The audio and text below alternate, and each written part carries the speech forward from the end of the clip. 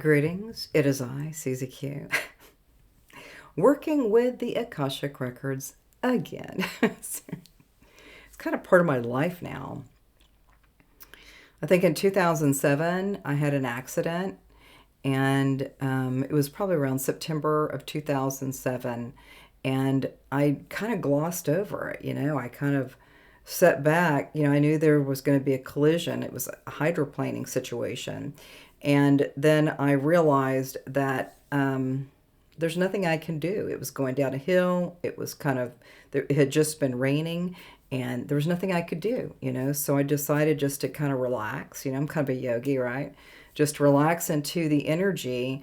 And I just, for whatever reason, I didn't feel anything. It was a pretty big collision, but I think what happened was I kind of flew out of my body. My body was still there in movement, I'm guessing. But once I came back up into the body, into the vehicle, I realized nothing happened to me. And so that kind of catapulted a little bit more about what the Akashic Records are. And so that was maybe September or October when the accident was in 2007. And then the very first day of January 1st of 2008, I was beginning to do all of this written material. And the material was actually a proper English woman. And she was just talking to me over here, and then I would be the typist. And I did it every day in the year of 2008. Every day I did it. So this is kind of what's, moving these energies, moving the frequencies. A lot of helpers are also with us, especially when we're in kind of a situation where it could be bad, right? But for myself, I decided I guess I'm gonna fly out. I didn't have the realization at that time. Over time, I've been able to process what happened with that accident.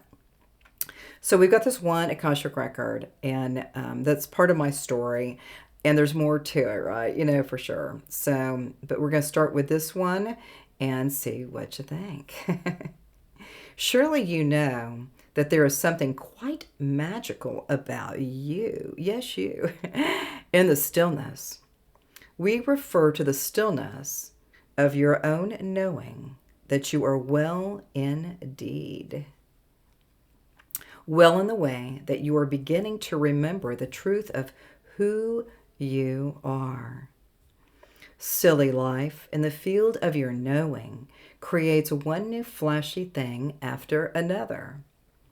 Each flash of eye distraction is there to keep you in the knowing of limit, lack of, less than, loss, lull of spirit. In this knowing of stillness that we know, we ask that you come to the secret garden as often as you can. In this way, you will be enlivened with the truth that you know as your own knowing.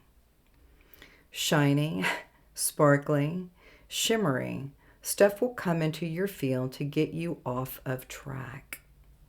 Stop as often as you needed to come back into your stillness. I'll say that again. Stop as often as needed to come back into your own stillness. It's the gift that keeps giving when you allow yourself the sanctity to slow down and recalibrate. Recalibration is needed now on all levels. Allow space and time to open up new activations within to withstand the ever so busy eye-catching things in your field of awareness now. Come back into your own body system. Feel what you feel. Neutrality. Release. Let go. Now let it go. It is safe to treasure your own self now. It is what encapsulates the most lovely and magnificent essence that is you. Tickles and giggles. You are so very, very precious.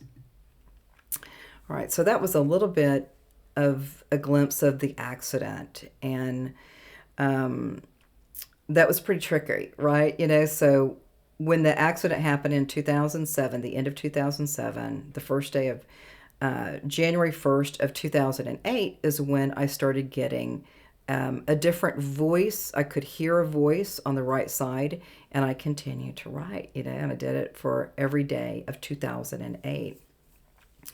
And there's a lot more to the story. So a lot of times we have events in our lives. And for myself, I was super busy. I was a realtor. I was actually doing new home sales. And that's where I was going to, was to get a contract and get it done, right? And so that was kind of what was going on, is that once I had that collision, I wasn't really in the collision because I think I flew out, but the car was pretty messed up. But we still saved the car, though. So we still saved the car. We still saved me. But some of these things that are happening to us, for us, or possibly to teach us, some of these things are showing up as something bad happened, but then you start getting your teachers, you find your guides, you find your spirit team, you find your preciousness of your own divine sovereign self, right? So you have so many guides. So even if there's something really bad that happened, I'm kind of guessing for each one of you, and even myself, is that there were pearls of wisdom with that accident. It was very, very extraordinary. There was more to the story, but I think for right now, we can really kind of take a look at what the Akashic records really are, and what do the Akashic records teach us? What does it teach us? Well, you could go into I've got a gut instinct. I've got some precognition. I've got some deja vu. I've got a hunch. I'm thinking about something, and then it's already there. That precognitive. All of these states of consciousness are here to help us, and I think the Akashic records could be part of that.